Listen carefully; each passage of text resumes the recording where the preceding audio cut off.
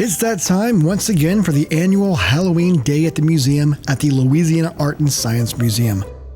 Enjoy an afternoon of hands-on activities like Make-Your-Own Monster Bookmark, straw rocket ships, a place to make secret messages, and chromatography experiments.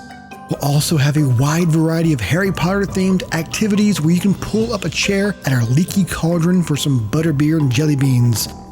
Take a selfie at our platform 103/4, and you can even paint your very own wand, which you will need to participate in our Astronomical World of Harry Potter Planetarium show. This live presenter-led planetarium program will go into the astronomical themes in the Harry Potter universe and delve deep into the writing process, connecting the characters in the series to real historical and mythical tales from our past. There's also the Worlds Within Star Wars. This show, which can only be seen at the Irene W. Pennington Planetarium, examines the many planets and moons in the Star Wars series and examines their real-world counterparts. Is there a Mustafar out there? How about a Coruscant?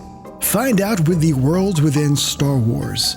Hands-on activities will begin at noon, and the FIFA parade begins at 4 p.m., which will run outside the museum.